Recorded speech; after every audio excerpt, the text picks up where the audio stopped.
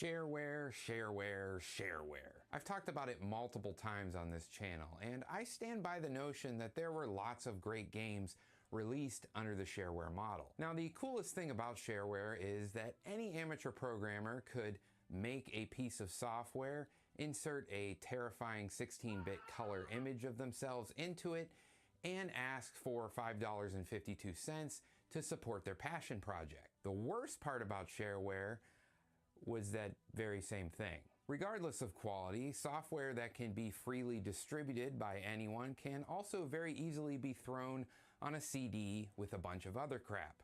Thus, the shareware compilation disc was born. Yes, the mass adoption of the CD-ware, the likes of which the world has yet to see again. At least until the Wii got released, but that's a completely different thing. Now, the undisputed king of shareware game compilations was Galaxy of Games, released by RomTech, who would later become E-Games. These collections were released through the mid-90s, all the way up until the mid-2000s when CDs and DVDs sort of started to die down. Personally, I always had these types of collections around growing up. I don't even remember where most of them came from. I certainly don't remember us buying any of them, but they were always there, and I kind of liked looking through them. Back when I was a kid, at least. What are they like now?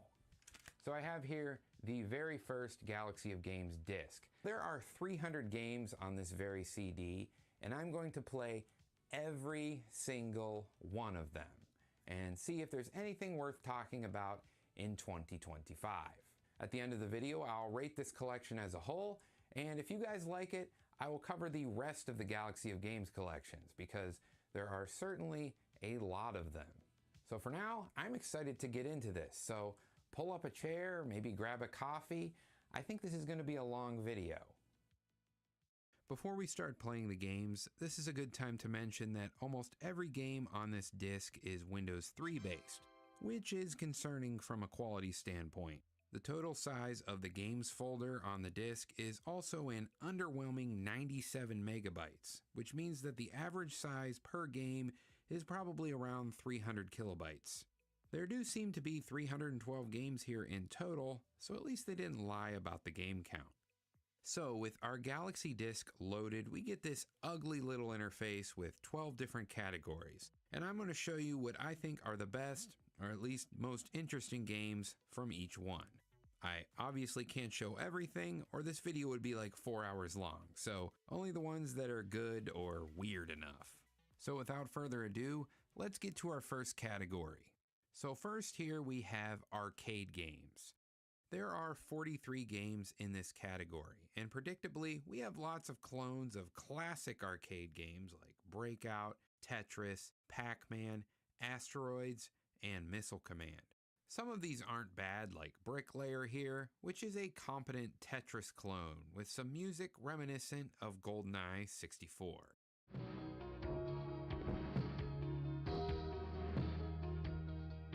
Trust me when I say that sound and music are definitive features of any game on this disc. I'm not trying to be too negative here, but there's not a whole lot of sound. But there is some good stuff. For one, we have Castle of the Winds. I wouldn't really consider this an arcade game, but I'm not complaining. This is probably one of the best RPG roguelike games for Windows 3.1, and I'm a sucker for this type of thing. Don't get me wrong, this is an outlandishly ugly game, but dungeon crawling doesn't really need to be beautiful to be entertaining. I would consider it to be inferior to the likes of Valhalla and NetHack, but you can still burn quite a bit of time slaying monsters and exploring the world. Big thumbs up on this one. The next one I found interesting was Dominate. This is one of those grid-based games where you try to take over the map with colored squares, and the computer is a huge dick that's impossible to beat. Maybe I'm just bad. Still, the graphics are nice by Galaxy of Games standards, and I did spend some time screwing around trying to win. I never did, of course, but you know. Moving on to something a bit more substantial, there is Microman. I vaguely remember this one. I think this is one of those games that seems to squeak itself into quite a few different Galaxy collections. And it's the best platformer on the disc. It's also the only platformer on the disc, but beggars can't be choosers, right? Gameplay-wise, it is similar to Electroman, which I covered in my last shareware video. If you watched that video, you know that isn't necessarily a compliment. I will say, it's slightly better than Electroman, and has some definite Mega Man influences in terms of combat that make it a more balanced game. Unfortunately, I still find it really hard to like. The controls are awkward, the character movement is crazy slow, and restarting the entire game after losing 3 lives or whatever is kind of the pain cherry on top. Next, we have more arcade games that are totally not arcade games. This is Palace of Deceit, The Dragon's Plight. To me, the most interesting thing about this game is that it's one of the first games released by young Cliff Bleszinski of Epic Games fame. At its core, it's an old text parser adventure game with a graphical interface thrown on top. You play from the perspective of a dragon, which is certainly different, and the story elements seem well written for the little that is here. If you like this type of game, it is serviceable enough, and considering the graphics were all created using MS Paint, it looks decent. However, the tiny window makes mouse navigation a bit tiresome even at 640 by 480, and the whole thing is basically just a hidden object game. Even so, I think this is an impressive effort by a teenage Cliff, and an interesting piece of history. Moving on, our next game is arcadey for once. This is Poly Python. Yes, this is a snake game that closely resembles the ones you find on old Nokia phones and Dingus Land alike. Despite that, this version mixes things up a bit compared to most iterations of this classic. Instead of a static screen where you play until you lose for the highest score, Poly has scrolling maze-like levels with a set number of mice to find and eat. As per the rules of the original game, each mouse eaten increases the length of your snake, making maneuvering levels more difficult as time goes on. If you manage to collect all the mice in a given level, you advance to the next maze, but you also maintain the size from all the mice you ate previously. This feature makes the game challenging after the second or third level due to the massive size of your snake. Man, without context that sounds really weird. Regardless, I like this version of the game. Up next is our last game in the arcade category, and what do you know, it's not an arcade game at all. This is Quenzar's Caverns. To me, this is by far the best game I played on this disc. As I mentioned with Castle of the Winds, I'm partial to traditional roguelikes and love them to pieces, so that may be a factor in some potential bias. Aside from the fact that I really like saying the word Quenzar for some reason, I think Quenzar's Caverns pulls off a casual roguelike experience very well. The goal of the game is to defeat the evil wizard Quenzar, which is why I assume you're in his caverns. It really does make you wonder what old Quenzar did that gives you the right to trespass all over his caverns, but as far as I can tell that was never fully explained. What are you damn kids doing in my cavern? As I was saying though, the beauty of this game is the casual nature of it. As stated by the developer in the documentation, if you're familiar with the game, you can finish it in under an hour, and with everything being randomized, it makes it a fun game to play over and over again in short bursts. Like most roguelikes, you can expect to die a lot before you figure out how to win, but the controls and interface for the game are very intuitive and easy to pick up. To play, you explore a small grid that is broken up into rooms. Rather than having a bump to hit combat system like Castle of the Winds, which I mentioned earlier, this game treats each enemy as an individual one-on-one encounter. This makes combat feel more like Pokemon rather than typical roguelikes where you can be ganged up on by multiple enemies. While there are ways to increase your strength with potions and scrolls, oddly, you don't level up in this game. Instead, you need to loot and find equipment to get stronger, which can be done by searching the rooms. This is a good design choice for a quick game because it means you just need to find all the right stuff instead of grinding levels to get to the end game. Overall, This is a very charming and well thought out shareware game in a sea of junk on this compilation. So that wraps up the arcade category, and what can I say other than it might be all downhill from here. Our next category is educational. This is the first of a few categories that are really devoid of any kind of good content. For a games collection, there isn't much here that resembles a game. There's a bunch of stuff like this abacus game, which isn't a game at all, it's just an abacus. And it's the same with this calculator app. The only things that are game-like here at all are this Simon game, a few puzzles, tic-tac-toe, and the obligatory match game. There's also a strange app called Wizard that is essentially a talking Magic 8-ball. The talking function does not work here on Windows 98 for some reason, but the WAV files in the game folder give you a pretty good idea of what this is about. I won't say. How dare you speak that way? Unlikely. Unfortunately, that is it for the educational games that are worth talking about. This is a good example of the disadvantages of this being an all-Windows collection. There are some great shareware edutainment titles if they would have just included some DOS games. Some stuff like Word Rescue or Treasure Math Hunt could have really beefed up the selection here, is all I'm saying. Our next category is sports. In total, there are 5 games in this category, but what is here is moderately okay. The first game is curling, which the description proclaims like a defensive Canadian is indeed a sport. I'm not going to pretend I know much about curling, or even really understand all the rules, but I always find myself watching it when the Winter Olympics roll around. This simulation seems competent enough, and the physics seem alright.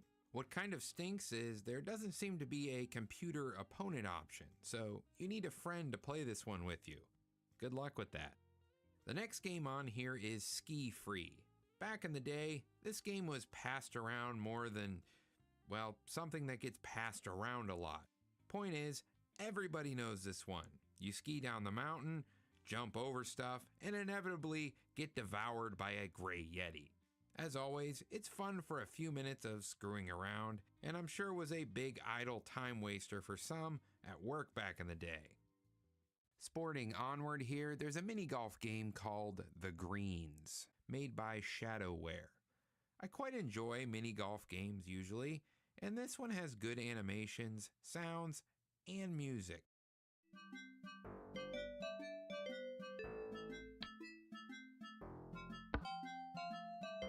However, it's not very fun and it's very tedious regardless of being well made. If you like a mini golf game that doesn't cut you any slack from the first hole onward, maybe you could find enjoyment from it, but it's definitely not for me. The last 2 sports games on here are a lame, unlicensed NFL sim and a pool game that performs illegal operations. So let's move on. Next, we have the aptly named board games. Mind you, I like a good board game, but most of these are just uninspired clones of stuff like Yahtzee, Sorry, Risk, and the usual suspects like chess, checkers, and mahjong.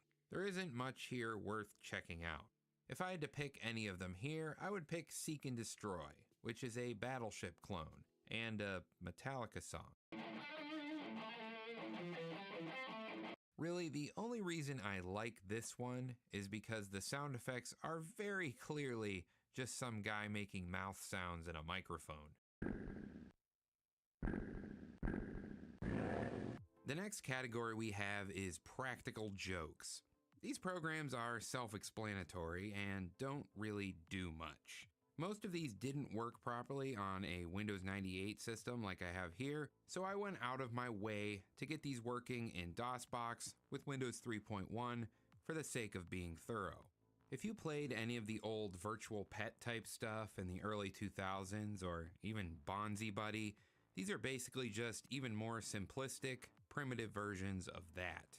So yeah, silly desktop toys that are silly. There are about 12 of them here in total. You got roaches that run around the screen, a coffee cup you can spill, a cat that'll follow your mouse, an Elvis detector, yeah, I don't know either, and some suitably dated jokes of the era, like this one which has cop cars chase O.J. Simpson's white Ford Bronco around your desktop. There are also multiple variations of these eyeball apps that follow your mouse around the screen. These programs are mildly amusing, but they're just like filler content on the CD, so let's move on. Next is war games. Alright, so I'm going to preface this by saying I do like strategy games. Heck, Crusader Kings 2 is one of my favorite games of all time. However, most of what's in this category is just not my cup of tea. I would classify most of what is in here as grandpa games, and surely someone's grizzled History Channel grandpa may have enjoyed these a lot. Holy crap, guys, look, it's a map! Holy crap, it's a tank! Like they shot at that German bad guy with the Charlie Chaplin mustache! For me, though, I find most of them have very poor documentation and are clunky to play. However, I will say some of them seem like they could offer some good gameplay if you invested the hours to learn them. Panzerkrieg and World Empire 2 might have held my attention a long time ago, but I think there are just so many more worthwhile games that render these obsolete. Feel free to disagree in the comments, of course, so if you see your favorite game ever flashing on the screen right now, please forgive me, I just don't have the patience for them. Aside from these old strategy games, there is other stuff that doesn't really fit in here. More missile command games, and a few of these whack-a-mole-like mouse shooting games that really would have fit in better in the arcade section. So yeah, nothing too spectacular in this category. Let's move on to the next one. Unfortunately, the next 4 categories are also pretty uninteresting. Still, as I said at the outset, I ran through and still played all of these nevertheless, just to make sure I didn't miss anything good. So the next categories of lameness that I'm just going to kind of smash together are card, casino, puzzle, and word games. The card games are primitive versions of your basic solitaire games like Free Cell and Spider, which, you know, enough said. The same goes for the casino games, which are almost exclusively slot machine games of dubious quality. To be honest, I never really understood the appeal of virtual slots in general, but if I had to pick one, I would say Win Slot here is the best, because it has animations and sounds. Remember, we have a low bar here, okay? As for the puzzles and word games, I was really hoping for some more interesting stuff, because even with limited graphics, you can make worthwhile games in these genres. The reality is, we don't get anything out of the ordinary. This is just a bunch of recycled game concepts like mazes, Hangman, Wheel of Fortune, Tetris yet again, and so many of these word cipher games. Does anyone actually like cryptogram puzzles? These are like the worst kind of word games ever, in my opinion. But there's a ton of them on here. The only game I'm going to mention by name here is Cyberspace Crossword. I bet you're wondering, am I mentioning it because it's good? No. I'm mentioning it because it's so abominable that it could be a snowman. This is a crossword puzzle game in 3D. Who asked for this? It doesn't play any different than a regular crossword, but the awkward controls and trying to move the camera around with scroll bars to fill in stuff just doesn't add extra fun in my opinion. Whoever made it, I give them credit for the different idea at least, but 3D certainly doesn't make everything better. Especially in this case. So now that we got all the riffraff out of the way, we can move on to the space games category. There are only around 12 games here, but at least a few of them have some redeeming qualities. The first one of note is Comet Busters, which I talked about in my first shareware video about a year ago. This older version doesn't appear to run on Windows 98, but I'm showing archive footage of that video.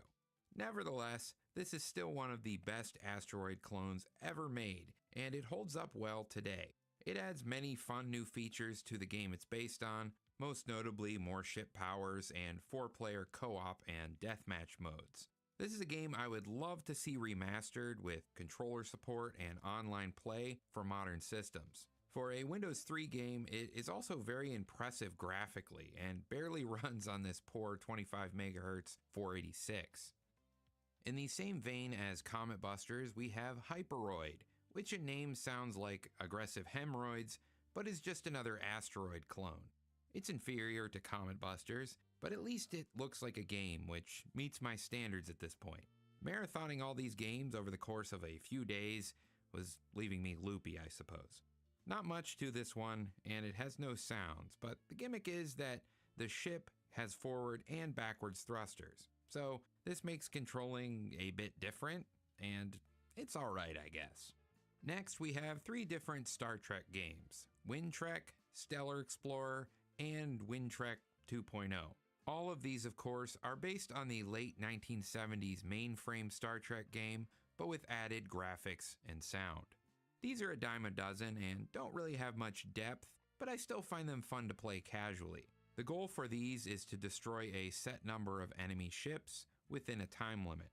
The battles are grid-based, and you move between systems by warping and seeking out enemies using your sensors. The real challenge of these usually comes in managing resources and keeping your ship in good repair. Wind Trek is probably still the best of these, but roughly they're all the same game, give or take. The real game I want to talk about here is Elvis in Space. That's Elvis in Space, not Elvis in Space, okay? I'm still up in the air on if this is a good game, but it's certainly interesting. As the title suggests, it's a space game with Elvis. More specifically, it's a game about rescuing Elvis from space. In the game's own words, Elvis was taken from us by little green creatures, most commonly known as aliens, and well, this cheeky little storyline goes on for quite some time. All you really need to know is we need to find Elvis in space. And wow, look at this. It really can't be overstated how UI has evolved over time, and this looks like a complex mess. The good news is that this is a far more simplistic game than it appears to be. It takes quite a few notes from the Star Trek games we talked about in terms of navigation, but the combat is quite a bit different. Instead of grid-based movement, you can move your ship around freely in space in real time by clicking any spot in the ship window. You can also fire weapons while moving, which can give a slight tactical advantage at times. Your ship is also outfitted with a more varied array of weapon systems, almost to the point of making your ship a bit overpowered, especially on the beginner difficulty. Sometimes when you destroy enemy ships, you come across relics, which are key items to beat the game. With enough of these, you can invade the homeworld of the aliens and bring back Elvis. In a roundabout way, this is the same basic goal as the Star Trek games, and most of what you're doing is flying around, blowing stuff up until you win. Likely, this game would be much less memorable without its coat of Elvis paint that allows it to stand out. A brilliant marketing move, perhaps, but after doing a bit of research, it seems like this game was later renamed to Pelvis in Space to avoid legal issues. So maybe it worked a bit too well. Either way, this one is more fun to look at retrospectively than play, but it's not horrible or anything. So that wraps up the space games and brings us to our final category, which is Other. Everything in this category probably could be placed somewhere else on the CD, which leads me to believe they just dumped a bunch of stuff here last minute to bring up the game count to 300. There is some very othery stuff on here though. Right off the bat, we have this lovely 3-fish app. Wow. Eat your heart out, Serene Screen Marine Aquarium. There's also a potato disease simulator called Late Blight, which allows you to simulate the spread of blight on a potato crop set to your exact specifications. Yeah, I don't know how to spin that to sound more exciting than that. One of the odd ones I found interesting was this simple game called Engine. Each game, you get randomized symptoms as to why an engine won't start, and you have to replace the faulty parts. It of course gets old fast, but is still far better than anything else in the educational category, so I'm baffled as to why they didn't put it in there. The oddness continues with Mine Cheater, which is a cheat program for the Windows 3 version of Minesweeper. I don't really understand the point of this, as cheating at Minesweeper sounds like the most unsatisfying thing to do ever. Additionally, there are more toy-like programs similar to the ones they had in the practical jokes category. These eyeball programs are everywhere again, but I quite like this Wind Fight game. At the press of a button, it spawns a gunfighter placed randomly on your desktop that you must fire at quickly using the mouse. I'm not gonna lie, it's kinda satisfying for what it is.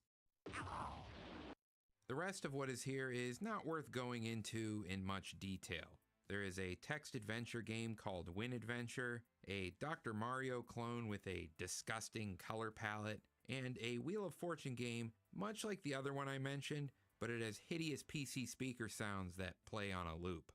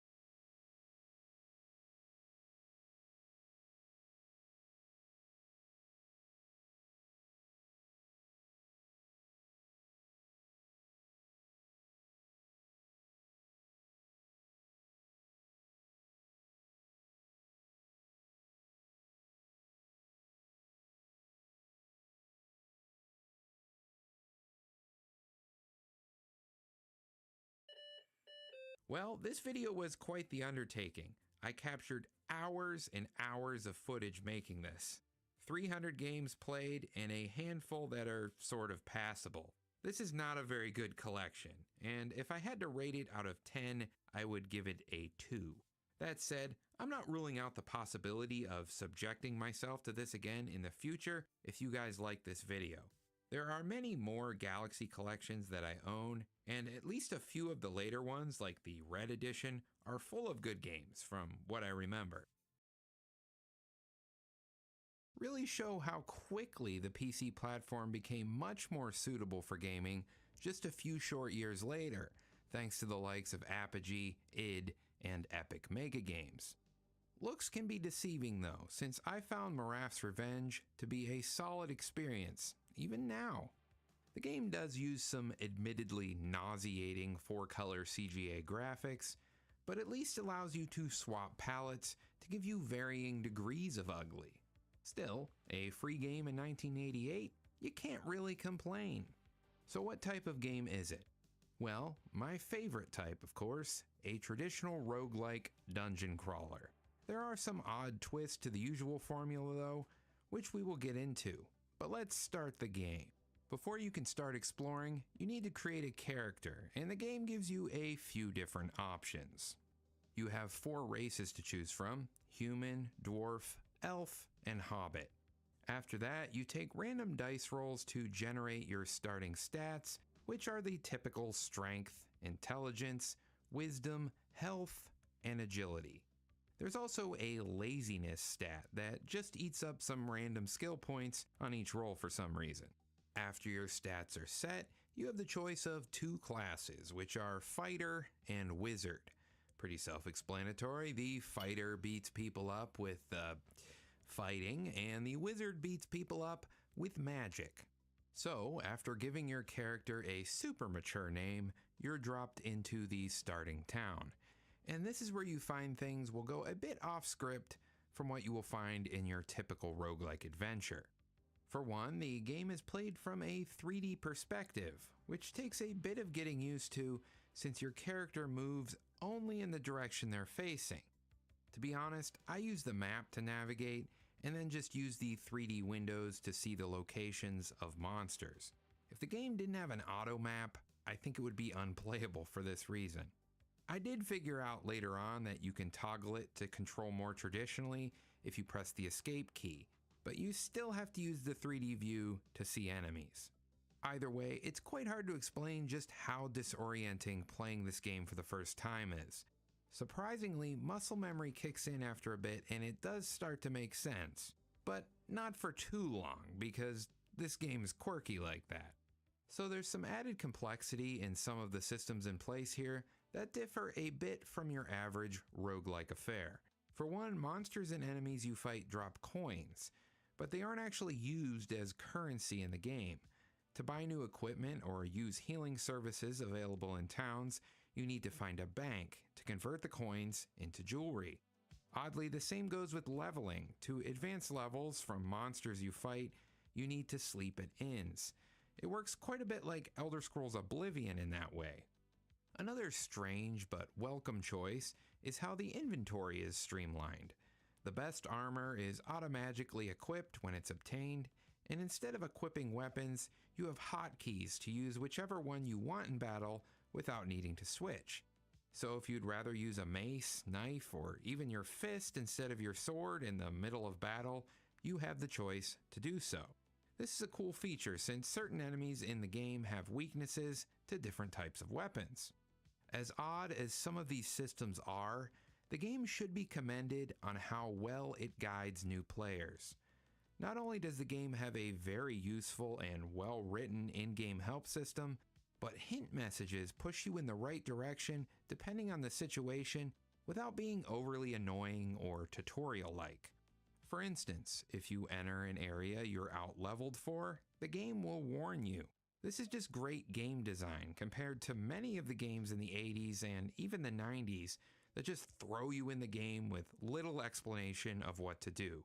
It really shows how Steve wanted to create an experience that was more fun than frustrating. That isn't to say the game holds your hand. It's still difficult and has permadeath like a normal roguelike, but at least you'll pick up the basics quickly. As for an actual objective of the game, the help guide has a roundabout way of saying it doesn't really have one. I have to say, I'm really disappointed it's not about slaying an evil wizard named Maraf, because Maraf is a sweet evil wizard name. But as it stands, you basically just get as far as you can in the dungeon and find secrets. It's an open world, and it's quite fun, but it's far from story-driven and super complex. That said, the help guide hints at some cool secrets to find, and this game is overflowing with silliness and charm. It's easy to tell that this was a passion project for Mr. Maraf at the time, and the shareware model was a great way to get it in the hands of players. I still think $10 for the full game is a heck of a deal for something with this much replayability. This game is great, which is why I'm giving it the rating of 7 Moraph heads out of 10. Yeah, I have a Moraph head rating system, which I'll use for the remainder of this video. Thanks for asking. For our second game, we have Maraf's Pinball, released in the following year of 1989. So after that banger of a first game, we get this.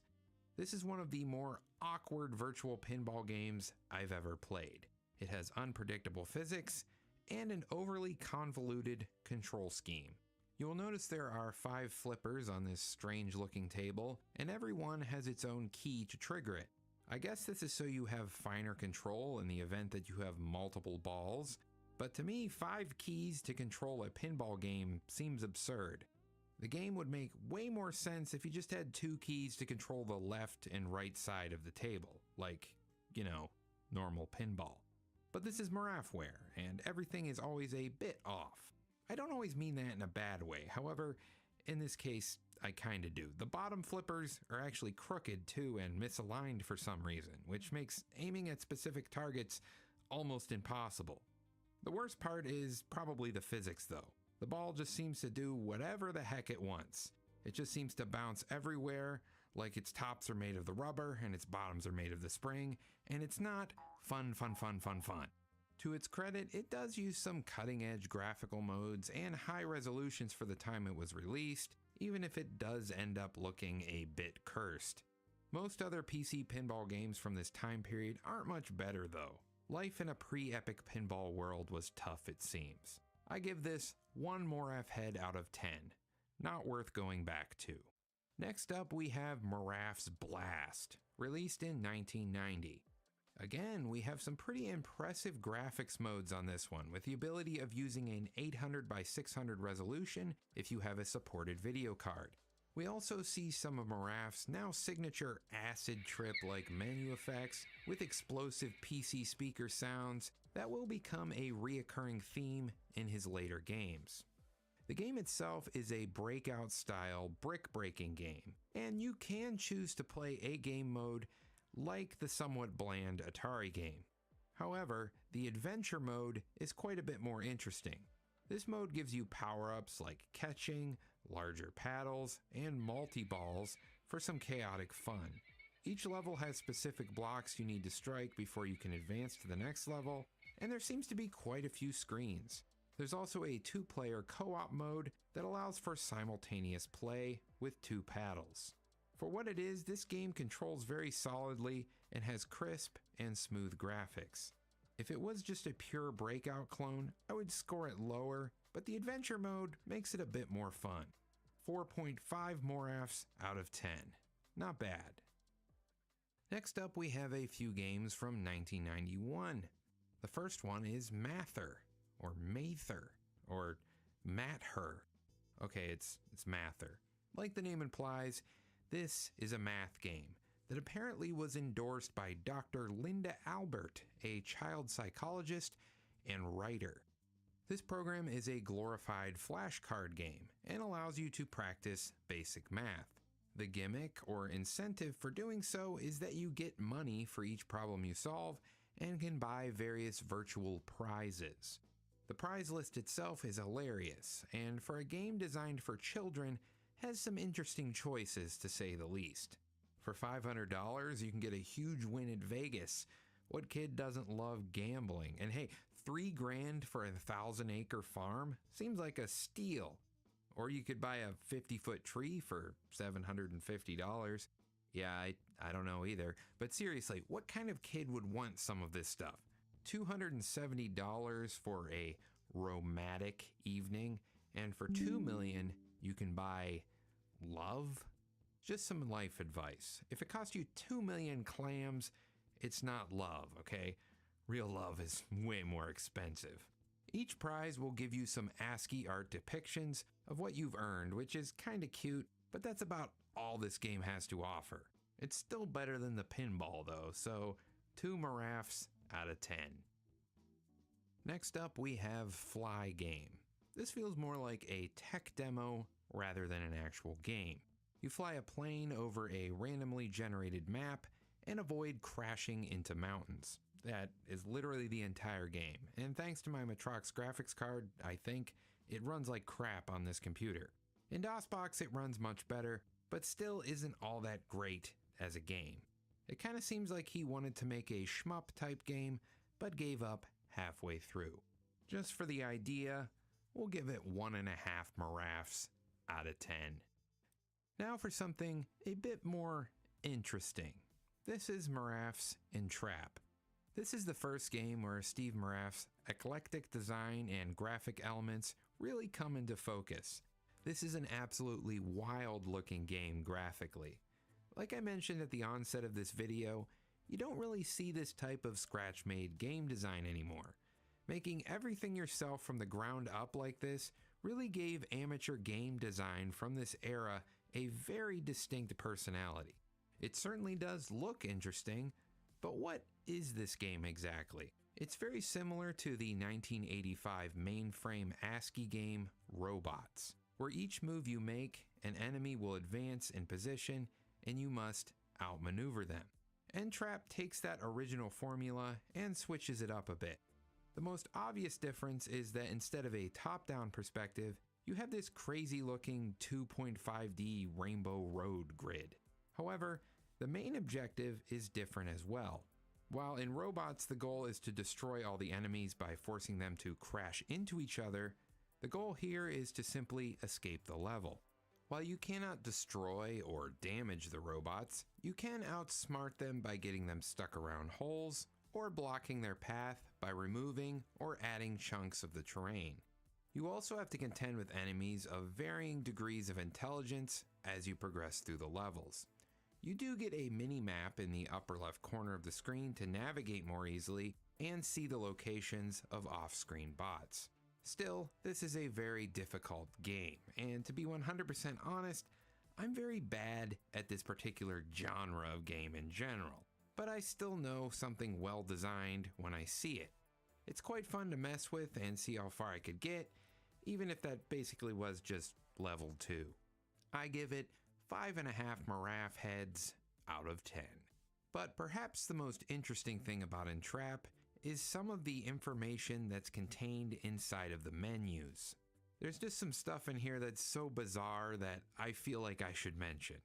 The first thing is there are sponsored endorsements of AMD's math coprocessors all over this game. I'm unsure if AMD paid him to put them here or if he just really liked the products. Either way, it's strange to see in a shareware title. There's also all sorts of what appears to be wanted ads that Steve himself wrote into the section of the menu entitled Important People and Friends.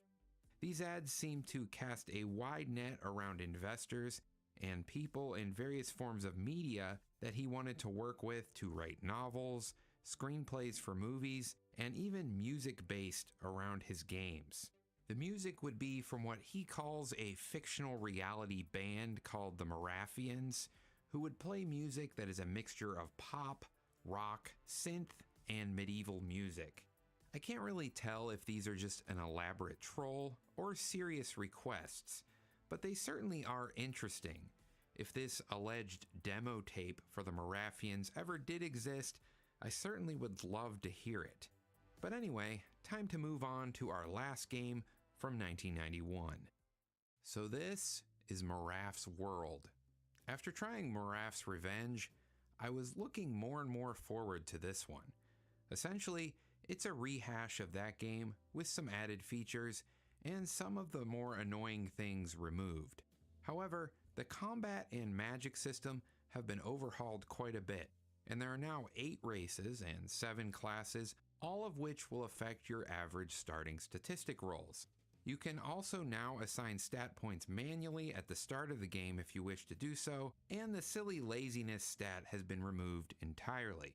For my first run, I decided to play as a female imp wizard named Impedance. Do you get it? First thing you will notice is although the interface layout is largely similar to Maraf's Revenge, the graphics are quite a bit enhanced. The artwork seems to not be by Steve this time, but rather Rodney Page and Martin and Laurie Noel. It's still extremely cursed, amateur, and absurd looking in the best way possible. I mean, look, this enemy is a freaking walking sword. You gotta love it. The colors, as usual, are an all-out assault on the senses, and unfortunately, this game still suffers from some awkward movement mechanics. The good news is that instead of all the hotkeys, you can use the mouse now as well, which makes some tasks and moving around easier. The minimap, though, has gotten objectively worse this time, with a color-coded layout with very similar colors that makes ladders and key locations like stores, inns, and temples harder to distinguish, at least in my opinion. You do get used to it, but I liked how Revenge just used letters instead. That aside, this is a much more balanced game and is much wider in scope. There is an overwhelming number of skills and spells, and you can even venture outside of the already massive starting dungeon to explore an overworld called the Wilderness to find new areas. Oh, and did I mention you can rob the bank now too? Oh, well, maybe you actually can't, but the option is there. A good quality life improvement is the ability to buy a raise contract, which will protect you from death. However, it will increase in price each time you buy it, so it doesn't remove all suspense of what still is a permadeath roguelike. There also seem to be way more unpredictable trapdoors that will make things more perilous if you accidentally descend deeper into areas you aren't leveled for. Overall, this game is fantastic though, and makes me pretty excited to try the final Maraf dungeon game coming up, but for now, I give this 9 Marafs out of 10. With that, let's check out our next slew of Maraf games released in the year 1992. Like 91, Steve Maraf would be rather busy and would release 4 more games during the course of this year. Unfortunately, none of them are really any good. First, we have Maraf's Monster Bridge. This is a card game. Shareware and their card games, they don't have a good history with me, but anyway, this is a weird, twisted game of bridge. Apparently, the monsters in the Maraf cinematic universe play this game at the tavern. It's an unnecessary lore dump for reusing artwork, but I can respect it. Although, the README states that Monster Bridge has better graphics than any card game ever produced, including Solitaire for Windows. These graphics are terrifying. Why is everything outlined in green? Is this what I imagine a bad acid trip looks like if you're colorblind or something? As for the game itself, it's okay, I guess. I'm not much of a card person, so I'm not going to give it a Maraf head rating. It seems alright enough if you like cards, but let's just move on to something else so I can get these eldritch visions out of my head. So next we have Monster Memory. Hey, wait a minute. Steve, no, put that away. You're better than this. You don't need to resort to the shovel. Hey, no, put it down. Ugh. So yes, this is yet another asset reuse from Maraf's world in the form of a match game. It's as you would expect. Let's move on, shall we? The next one can't possibly be... He did it again. Steve, why?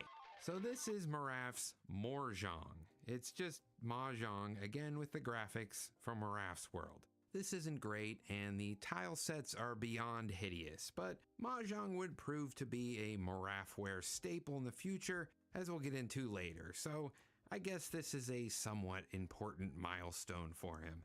However, it's also one of the worst games. 1 Maraf out of 10. And this brings us to our last game of the sorry year of 1992, which is Maraf's Stones. This is sort of a reskin of Monster Bridge as a trading gambling game. You trade stones of different values to AI opponents, and whoever ends up with the most valuable stones at the end wins. The game starts with a very foolish AI that is replaced with more intelligent opponents as you knock the stupid ones out of the game. The game is kinda meh to me and is a boring concept. There's supposedly an enhanced edition with digital voice quips and insults from the monsters, which I think would make it more interesting, but I was unable to find this online. As it stands, it's okay for what it is. 3 Marafs out of 10. So with the lackluster year of 92 out of the way, what does 93 bring? Well, 3 more games. First up we have Temptress, which, if you can't tell from the name, is a Tetris-style game with a few different game modes. And boy, this might be the ugliest one yet. The controls are also kind of sticky compared to most Tetris-type games, and it doesn't really feel all that good to play. There's actually a separate game bundled inside this one called Blockade that I feel is much better than the main event here.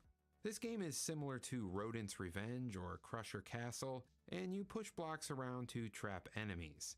It's not amazing, but the graphics are smooth and it controls well. It should be noted at this point that these particular games appear to be published by Steve Maraf or Marafware rather than programmed completely by him. Temptress seems to credit Martin Noel, who did some of the work in Maraf's world, and Blockade credits someone named Logan Gilbert. I should note that Noel is credited in Monster Bridge and Stones as well, so he may be more responsible for the shovelware type titles released. Only Steve knows that for sure, probably. But how many Marafs for Temptress and Blockade? Well, collectively, 4 out of 10 Marafs. Blockade is okay, but Temptress itself isn't very good. Moving on to our next game, we have Maraf's Escapade. The graphic style in this one is quite a bit more reserved than usual, and the game itself is a Lode Runner clone. The controls are good, and it plays pretty well for what it is. In 1996, he released an enhanced edition of the game for Windows 95 with updated visuals and sound effects that is much better overall. There really isn't much to say about it otherwise. It's just kind of what you see is what you get. However, the Windows version contains some extra weirdness in the form of a strange manifesto explaining his political views he wants you to support. He also mentions a publication of his entire agenda called The Optimist he was gathering support for. Much like the novels, movies, and music he was gathering agents for in '91, I don't think anything ever became of this. It certainly is something I've never seen outright promoted in a game before, and I guess builds on his ever-growing lore. He certainly tried a lot of things, that's for sure, but as far as Escapade goes, I'll give it 5 Maraths out of 10. Maybe 6 Maraths out of 10 for the Windows version. It's pretty good. Next, we have the last game of the year 1993, which is Marath's Dungeons of the Unforgiven. Apologies in advance for the graphics on this one. I couldn't get the game to look right on any of the graphics modes I tried. If I loaded in EGA mode, the characters look right, but the environment looks wrong. And if I loaded in VGA mode, the environment looks correct, but the artwork looks funny. Considering most of the screenshots online look like this too, it must be a common issue. Either way, it doesn't affect gameplay, so onward we go. This is the final dungeon crawler that was released by Marathware, and unsurprisingly, it is similar to the first 2 games. However, I'm a bit conflicted if everything done here is an improvement from Marath's world. There's definitely some good and some bad. The races from the last game have all been switched out from typical D&D type stuff like elves and dwarves to some really whacked out stuff. For example, Hobo, Childman, Shrimp, and Midget are now playable races. While World was not a game to be taken seriously either, Dungeons of the Unforgiven is quite a bit more meme heavy. For instance, the low value coins from the last game are now American dollars that you can convert to rubles at a very low conversion rate. Anyway, for the first run, I decided to play as a hobo mage. Right off the bat, the 3D view is greatly improved and much more usable than the previous 2 games. However, one thing I really dislike now is how obnoxious the tutorial tips now are. Instead of being unobtrusive hints like the previous game, now giant text boxes disrupt the flow of the game and interrupt you repeatedly with the same messages. The wilderness exploration has also been culled from the game in lieu of one-way teleporters that take you to new levels. These can really screw you over if you walk into them early game like I did, and end up being in a zone that completely outlevels you with no way to return. Another thing that makes this game more tedious, for no reason, is the fact that you now grow older and lose stat points when you stay at inns. The only way to avoid this is to pay for something called culture shock points, which will be used up each time you stay at an inn. The really unfortunate part is the cost of these points increases every time you go up a level, so it gets more and more difficult not to lose experience every time you stay at an inn. I assume this is to prevent cheesing leveling from the same area, but the game is already brutally hard as is. The raise contracts have also been removed this time, so aside from cheating, there's no escape from permadeath. One thing that does keep things a bit more interesting is now different levels of the dungeon are broken up into what the game calls sections. These sections have specific races and creatures that inhabit that area. At any point, you can get info on what creatures inhabit the section you're in by looking at the section info menu. Aside from these changes, the gameplay loop mostly remains the same as Marath's world. You fight, sleep to level up, explore, and become more powerful. This is still a really good RPG that I can't believe I waited this long to try. I'm not going to rate it as high as World personally, but most find this to be a better game. For me though, it's 8.5 Maraths out of 10. Following the release of Dungeons of the Unforgiven, Steve Marath went into a different direction and started producing games for Windows. While some of these were remakes or remasters of his older games like Escapade and Pinball, What really popped off for him were puzzle games, and more specifically, Mahjong.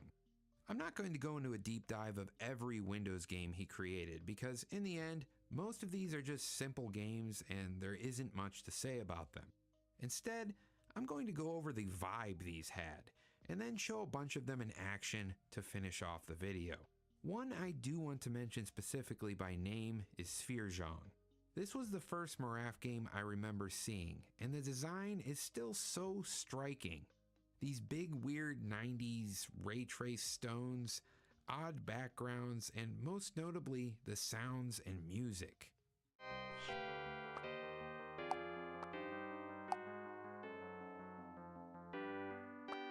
Sorry. The sound effects on these are somehow both nostalgic, surreal, and a bit creepy. If you've ever played Hypnospace Outlaw, which is a retro internet simulator experience, I can't help but think the Maraf games from this era were a bit of an inspiration for it. Whatever the case may be, there's something about these games that sticks in your dreams and nightmares.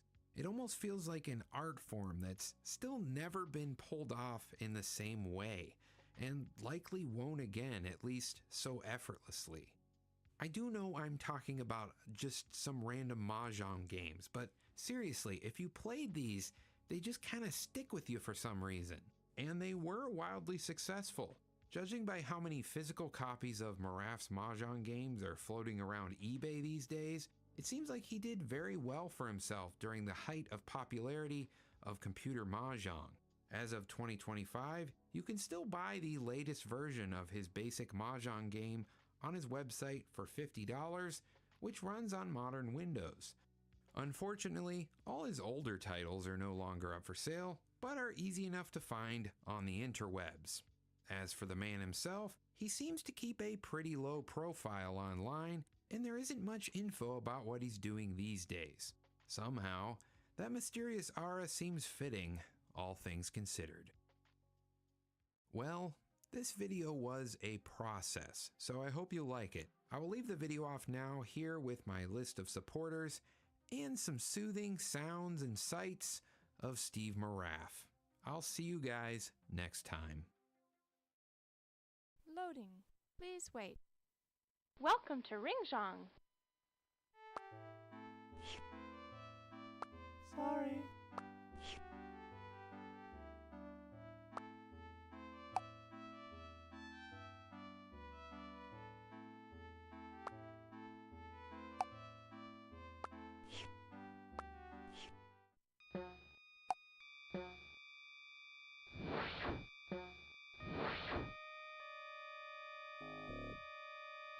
Fascinating.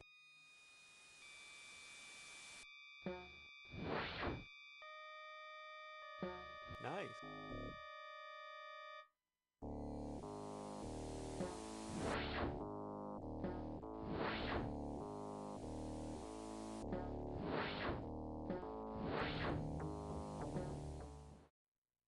Cool.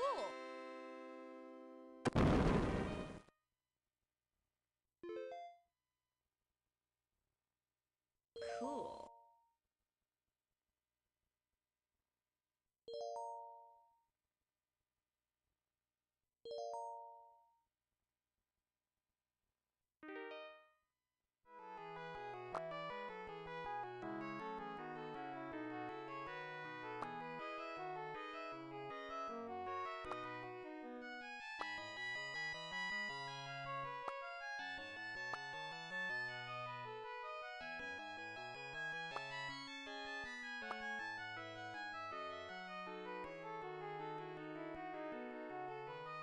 This game took 89 moves.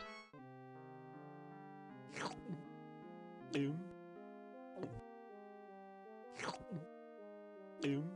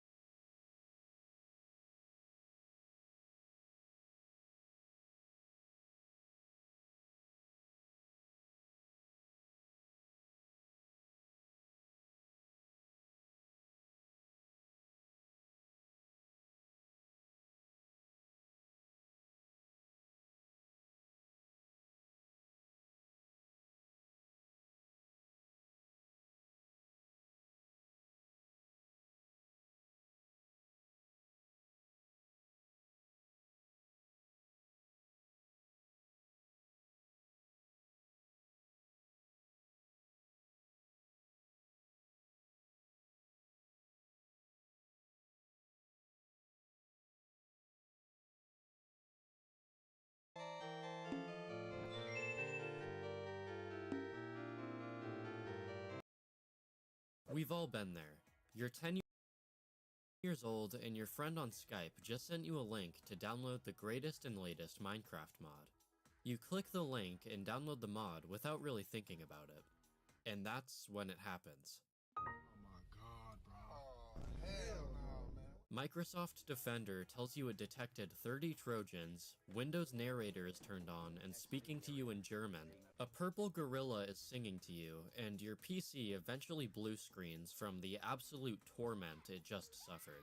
Today, we're going to be covering the bizarre computer virus iceberg. We'll be taking a look at worldwide email worms that destroyed companies, video games that corrupt your files, and so much more. Really quick, if you haven't already, make sure to join our Discord server, where we share updates and teasers on new videos and have some great discussions with you guys. Also, shout out to these viewers for becoming members on the channel. If you guys want to be shouted out in future videos and get access to members-only content, it's currently just 99 cents. But let's not waste any more time. This is the bizarre computer virus iceberg, explained. BonziBuddy. BonziBuddy was a freeware virtual desktop assistant created by Joe and Jay Bonzi in 1999. Originally, the BonziBuddy software used PD as its virtual assistant, a green bird that's one of Microsoft's default desktop assistants. Eventually, Joe and Jay introduced the purple gorilla around the mid-2000s. The BonziBuddy hosted a bunch of features. He would tell you jokes, fun facts, sing songs, and manage incoming downloads, using what was at the time top-of-the-line Microsoft Text-to-Speech API. The freeware was pretty fun, primarily targeted towards kids and audiences who were new to computers, but underneath the purple gorilla's smile was something much more sinister.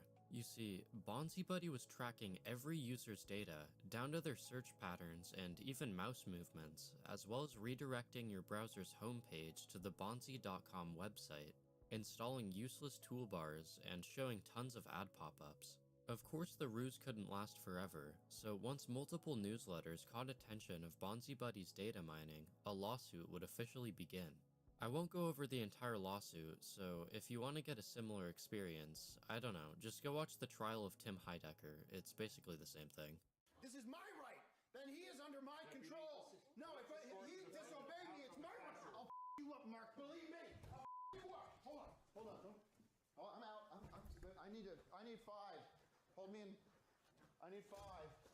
Anyway, the Bonzi company would settle, paying a $75,000 fine to the FTC for violating laws in relation to collecting data on children under 13. As of today, BonziBuddy is gone, as it was discontinued in 2004, but you can still find remnants of him online in virus retrospectives, kind of like this one, a giant catalog of memes and fan art, and of course community recreations like BonziBuddy Rewritten, which completely removes all the malware and lets you use a faithfully recreated purple Gorilla Pal on your Windows XP system. Memes. Memes is a Trojan horse virus originally written by Loyrock. As the name somewhat implies, the virus was made mostly as a joke to simulate old computer viruses. It's flashy, messes with your system, and pretty funny all at once.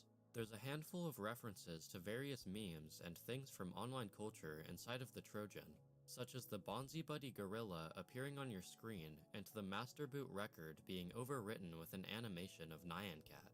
One of the most memorable aspects of the virus is the Windows Notepad text file it opens, which reads, "Your computer has been fucked by the memes Trojan. Your computer won't boot up again, so use it as long as you can. Trying to kill memes will cause your system to be destroyed instantly, so don't try it." The virus would also move your cursor around and open Google tabs with searches mocking the user, such as how to remove a virus and how to get money, as well as opening endless instances of Windows programs like the calculator and command prompt. Memes was originally written specifically for Dan O-Oct1's malware series, but Loyrock eventually decided to publish the source code online. Once the source code was published, many students took it upon themselves to run the Trojan on school computers, and some scam-baiting content creators even used it to punish scammers. A variant of the Trojan was written by Loyrock after the original memes exploded in popularity online, and Vinesauce Joel streamed himself running it on Twitch. The variant is pretty similar to the original, but it's called Vine Memes and has some references to Vinesauce content, like the bootleg game 7 Grand Dad and Bonzi Buddy, among other references. Goggle.com. One of the sneakier methods that malware developers use is something called typo squatting, where they buy domain names that look almost like legitimate websites, maybe 1 or 2 characters different from the original, in hopes that unsuspecting internet users will make a typo and end up on their dangerous site. That's exactly what the creators of Goggle.com did. For years, the Goggle domain was used to redirect users to scammy websites, pop-up ads, and in some cases, malware downloads. If someone clicked or typed the URL without paying close attention, they could have unknowingly installed spyware, adware, or worse. The Goggle domain is still registered and active, but Google acquired it in 2022 to protect their brand and prevent typo squatting. Bonzify. Bonzify is an abridged version of Bonzi Buddy made by Loyrock, the same person who created memes. Bonzify was specifically created for the streamer Vinesauce Joel. He's basically a meme version of Bonsai that skips all the prerequisites and gets right into infecting your computer. Upon booting Bonzify, he says, "Hello, I'm Bonzi. I'm here to destroy your computer again. But this time, it's an actual destruction. The first thing I'll do is to inject my beauty into all programs that start from now. Doesn't it look great? I would not recommend to restart your system from now because it might be a bit unstable." Basically, Bonzi has one mission, and that's simply to destroy your computer in the most convoluted way possible. He installs a bunch of spoof antivirus software and demolishes your computer with pop-ups saying Bonzi was here, and you have no other option but to click Bonzi was here. After a while, your computer will completely break and blue screen. And that's really it. If you haven't seen the original Vinesauce Joel Bonzify livestream, it's hilarious, and you should go check it out after this video. Pikachu. The Pikachu virus was a computer worm that was the first piece of malware to be directed towards children. The virus first appeared in the year 2000 when it spread online through an email titled Pikachu Poke